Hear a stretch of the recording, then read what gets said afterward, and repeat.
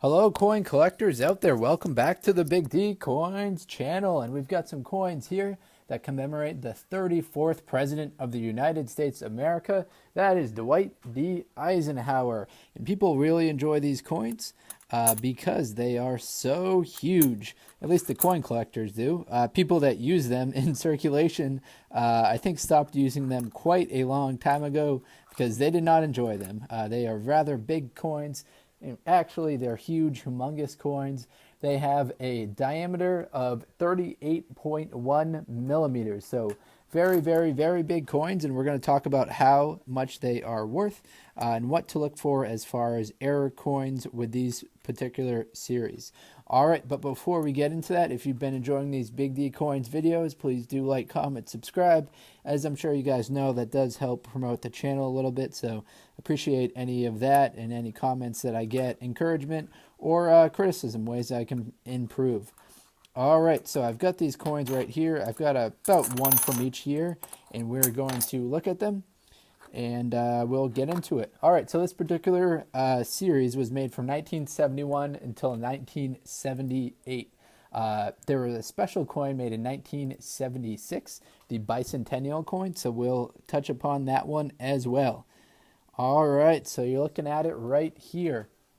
So the obverse feature is Dwight D. Eisenhower, a portrait of him facing the left.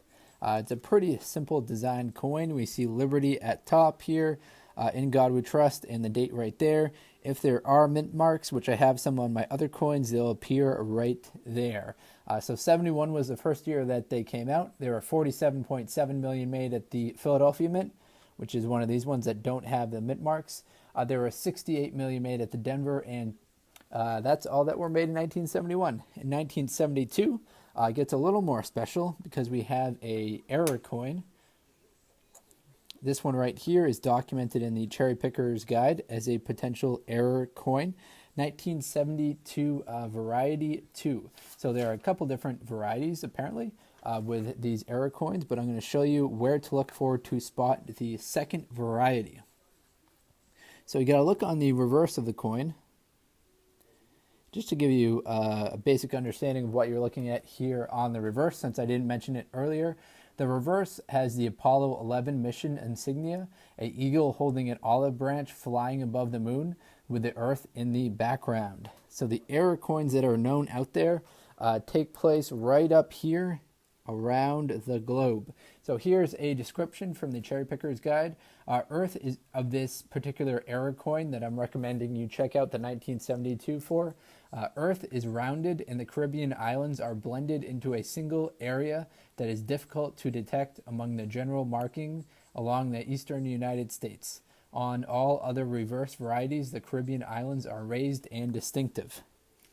All right, so we can see these Caribbean islands right here are raised and distinctive. So that's not the variety 2 that they're describing there.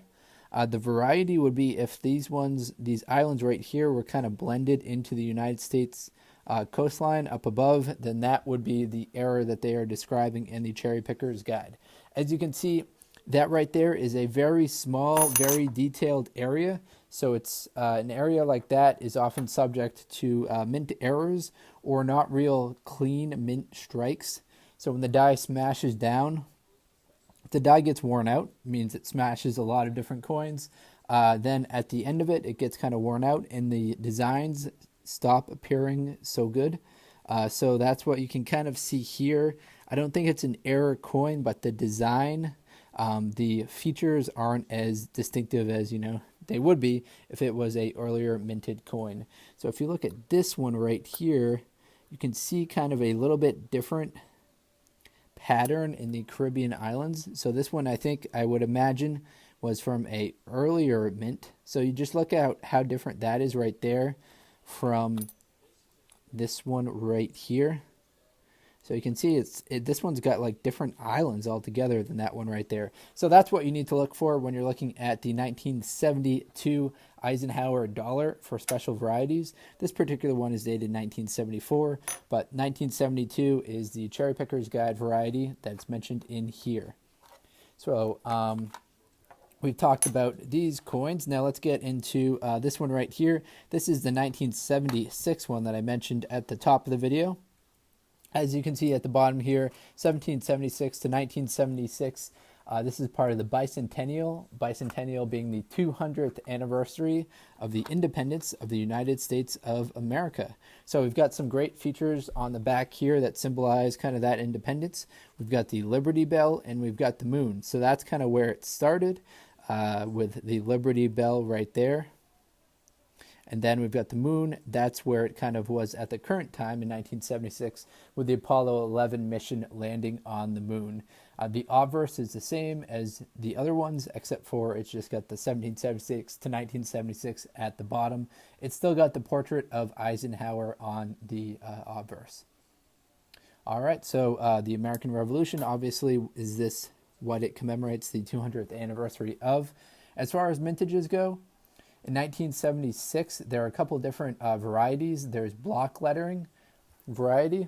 There were 4 million of those made. There is the thin lettering. There were 113 million of those made at the Philadelphia Mint, both of those Philadelphia. And Denver, there are block lettering and thin lettering. San Francisco, block lettering and thin lettering as well. So definitely check them out. I'll skip showing all the different years that I've got here. But as I said, this coin was made from 71 until 78 with that special 1976 bicentennial coin. All right, got a couple of bonus coins for the end of the video, like I do on most of mine. These ones, I won't tell you where they're from at first. You can try and guess. And if you're reading the lettering right there, you probably figured it out. These ones are from Italy, and this one right here is the 1 lira coin.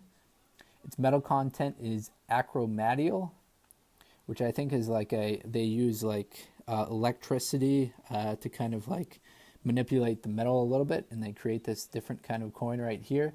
This particular years were made from 1939 until 1940. So just 2 years is what this particular design was used for. And on the reverse, you see an eagle with open wings looking right behind the fasces with an axe.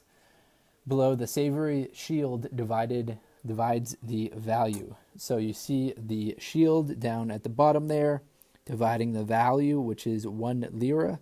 You see some dates. I'm not sure the significance of that date right there, and that date right there, 1940 R. So that's what you're looking at on the reverse. Now it looks like all of these have the R on them. The mintages are higher for 1940 than they are at 1939. So this one, I'm not quite as aware as a 1939 would be. And sticking in the same kind of symbol of coins right here, we have a coin that is worth twice as much as the one I just showed you right there. This is the 2 lira coin. I'm probably not pronouncing that right. Lyra, not sure of the exact pronunciation. But we see the same design on the back here, with the only difference being that this one's a little bit bigger. Its eagle is looking a little bit more fierce, and it's got the L2 right down there at the bottom. So I've got one that's 1939 and one that's 1940. So two cool coins right here coming all the way from Italy. The 2 lira coin that we're looking at right here was also made from 1939 until 1940. So looking forward to someone correcting me on how to pronounce the name of this coin, but figured you guys, are used to kind of me mispronouncing international coins every once in a while. All right, so hopefully you enjoyed this video. I gave you kind of a brief introductory to the Eisenhower dollar coins, the big face dollar coins. We didn't talk about anything too specific on these ones right here, but keep your eye out for them. They're cool coins. You can, if you find them, you can sell them for a little bit of a premium. It's easier to sell them in large sets, so sell them, in sets of 10 or something like that. It'll be a lot more profitable and higher margins than selling them just one at a time. All right, hopefully you enjoyed. Best of luck coin collecting, everyone. Enjoy.